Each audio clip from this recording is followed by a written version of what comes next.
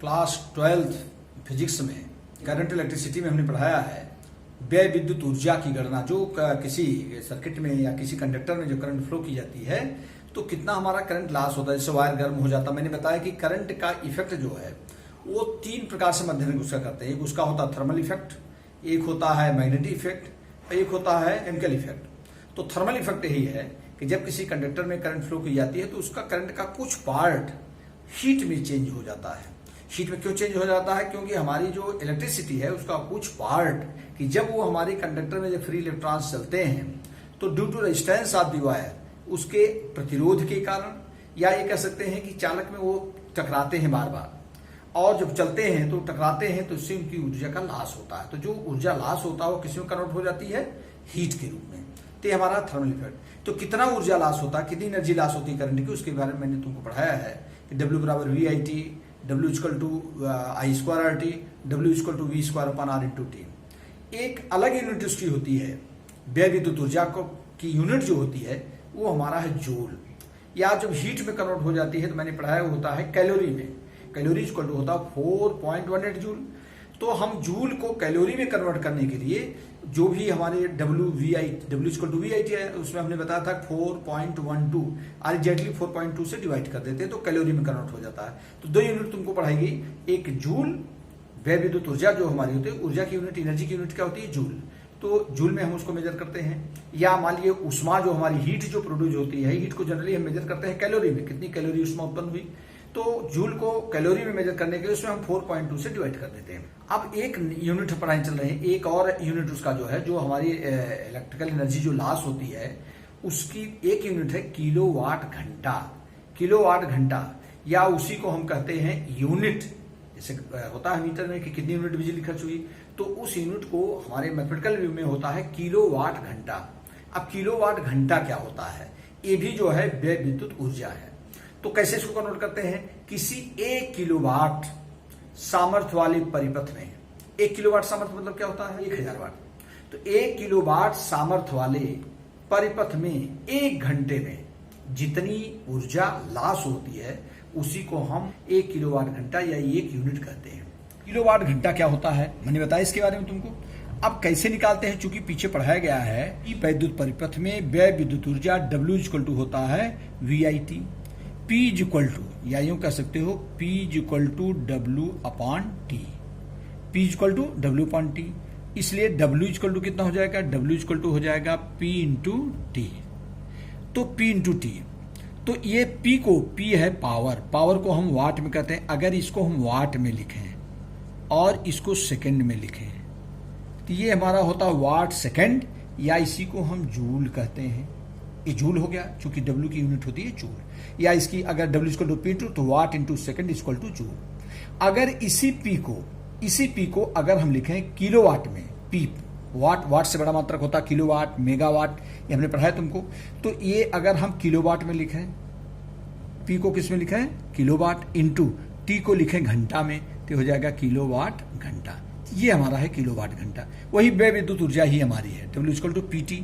तो ये होता है W इक्वल टू VI जैसे है। अब जरा ध्यान दो, तो ये किलोवाट घंटा भी ये व्यय विद्युत ऊर्जा की यूनिट है। W equal to VIT, V है वोल्ट विभवांतर, I है धारा और T है समय। तो विभवांतर गुणे धारा गुणे समय, विभवांतर में पोटेंशियल डिफरेंस, इसको वोल्ट में मेजर करते हैं, I को एम्पियर मेजर करते हैं और T को सेकंड में, तब ये W आता है जूल में। अगर इसी को मान लीजिए V को लिखें, या W इक्वल टू आ जाए, V को हम लिख दें वोल्ट में, किस में लिख दें? वोल्ट, इंटू I को लिख दें एम्पियर में, I एम्पियर में, इंटू T को जो लिख दें हम घंटा में, अपान, ये हो जाएगा, सुनो, तो ये घंटा में। अब अगर V वोल्ट और into I ampere, volt into ampere, ये हमारा होगा सामर्थ्य वाट आएगा, क्योंकि P इक्वल टू, जैसे P equal to W upon T, और W बराबर होता है VIT upon T, T cancel आ गया, V इंटू I। तो V इंटू I जो होता है ये होता है वाट, P की यूनिट क्या होती है? वाट। वोल्ट एम्पियर, ये वाट होगा। लेकिन अगर वाट को हम किलोवाट में बदलेंगे तो 1000 से क्या करेंगे? इसमें डिवाइड कर देंगे। तो 1000 से, क्योंकि ये वोल्ट इंटू एम्पियर, ये जो हमारा आएगा वोल्ट इंटू एम्पियर, ये आएगा वाट में। तो वाट को किलोवाट में बदलने के लिए 1000 से हम डिवाइड कर देते हैं, तो ये हमारा हो जाएगा।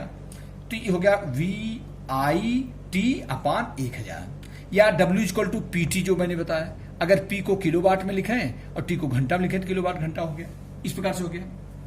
तो दो यूनिट मैंने पढ़ाया तुमको कि एक है किलोवाट घंटा, जैसे एक जनरली कंप्यूटर में पूछा जाता है किलोवाट घंटा किस भौतिक राशि का मात्रक है, तो घंटा शब्द लोग देते हैं तो समय बता देते हैं, जबकि किलोवाट घंटा ये किसी वैद्युत परिपथ में व्यय विद्युत ऊर्जा का मात्रक है। तो इस प्रकार से ध्यान दीजिए, ये व्यय विद्युत ऊर्जा का मात्रक है किलोवाट घंटा। अब जरा ध्यान दीजिए, अब यही भी लिखेंगे और दूसरा यूनिट मैंने बताया जूल भी होता है। तो किलोवाट घंटा और जूल में क्या संबंध होता है उसको बता रहे हैं। ये किलोवाट घंटा को kWh भी लिखते हैं। अब ये जो होता है जरा ध्यान दीजिए, तो 1 किलोवाट घंटा इसी को कहते हैं 1 यूनिट। तो ये बराबर हो जाएगा हमारा बराबर 1 किलोवाट और गुणे 1 घंटा। 1 किलोवाट गुणे 1 घंटा। अब जरा ध्यान दो, तो अभी अगर हमारा वाट और सेकंड में आएगा तभी जूल आएगा, तो इसको हम वाट और सेकंड में बदलेंगे। तो 1 किलोवाट में कितने वाट होता है 1000 वाट। 1000 वाट इंटू 1 घंटा में होता है 3600 सेकंड। 1 घंटे में 3600 सेकंड। अब जरा ध्यान दो, 1000 वाट को लिख सकते हैं 10⁻³ वाट इंटू इसको भी 10 की पावर कन्वर्ट कर लो तो आ जाएगा 3.6 इंटू 10⁻³ सेकेंड। अब देखो ये हो गया, या ये हमारा हो जाएगा 3.6 इंटू 10⁻³ यहाँ 10⁻³ यहाँ पर तो हो जाएगा 10⁻6, क्योंकि मल्टीप्लाई में पावर ऐड होती है। ये आ जाएगा, फिर आ जाएगा वाट सेकेंड। जरा ध्यान दो, तो यह आ जाएगा 3.6 3.6 इंटू 10⁻6 वाट सेकंड को ही क्या कहते हैं, वाट सेकंड को ही क्या कहते हैं जूल। क्या गया जूल। इसका मतलब 1 किलोवाट घंटा कितने जूल के बराबर होता है 3.6 इंटू 10⁻6 जूल। तो ये है किसी सर्किट में हम व्यय विद्युत ऊर्जा की गणना किलोवाट घंटा में कैसे करते हैं। किलोवाट घंटा को ही यूनिट कहते हैं। अब इसका कैलकुलेशन मैथमेटिकली कैसे निकालते हैं, जैसे मान लीजिए घर में हमारे 4 पंखे लगे हैं और एसी लगा है, फ्रिज लगा है, तो सबकी हम पर डे जैसे पूछा जाता है कि उसमें कितनी यूनिट बिजली हुई एक सप्ताह में, इसका पूछा एक सप्ताह में कितनी यूनिट बिजली खर्च हुई और 1 यूनिट की कास्ट अगर दी रहती है तो टोटल कितना कास्ट आएगा। तो इस प्रकार से कैलकुलेशन करने के लिए हम पर डे का पहले यूनिट निकालते हैं। और यूनिट कैसे निकालेंगे, जितना जैसे मान लीजिए हमारे 5 बल्ब लगे हैं 60 वाट के 100 वाट के, तो 5 बल्ब अगर 100 वाट के लगे हैं और 1 घंटा डेली 5 घंटा चल रहे हैं, तो 5 बल्ब 100 वाट के तो हो गए 500 वाट। 500 वाट ये हो गया, और 500 वाट को हम किलोवाट में बदल लेंगे। 500 वाट जितना पहले देखेंगे टोटल पावर कितना होगा, तो 500 वाट को किलोवाट में बदलिए तो बन गया हमारा 1/2 किलोवाट। 500/1 है 1/2 किलोवाट। तो ये आ गया हमारा पी का मान 1/2 किलोवाट, और 3 घंटा रोज चल रहा है तो टाइम हो गया 3 घंटा। तो 1/2 गुणे 3 तो आ जाएगा 3/2 किलोवाट घंटा है, 3/2 यूनिट बल्ब से खर्च हुआ। तो इस प्रकार से पहले हम समय घंटा में दिया रहे और जितना पावर सब निकाल लेंगे, तो उसी टोटल पावर को किलोवाट में बदल लो, इंटू समय से मल्टीप्लाई कर दो, तो 1 दिन में कितनी यूनिट बिजली खर्च हुई। जैसे अलग अलग सिस्टम हमारा, जैसे बल्ब लगा है, पंखा लगा है, ट्यूबलाइट लगी है, जो भी लगा है, टीवी चल रही है, तो सबकी अलग अलग पावर निकालो और कौन कितने घंटे चल रहा है उस जितनी पावर है। जैसे 5 बल्ब है तो 1 बल्ब 100 वाट है, 5 बल्ब 500 वाट का हो गया, तो पूरा पावर 500 वाट का हो गया, तो उसको किलोवाट में बदल लो और इंटू 3 घंटा रोज चल रहा है तो 3 से मल्टीप्लाई कर दिए, तो हमारे 1 दिन की कितनी यूनिट बिजली खर्च हुई पता लग जाएगा। तो इस प्रकार से हम यूनिट निकालेंगे और 1 यूनिट के कास्ट जो दी रहेगी उसमें हम जितने यूनिट बिजली खर्च मल्टीप्लाई करेंगे। तो इस प्रकार से ये हमारा किसी इलेक्ट्रिक सर्किट में एनर्जी लॉस हो रही है किलोवाट घंटा में कैसे कैलकुलेट करते हैं, ये इसका सिस्टम है।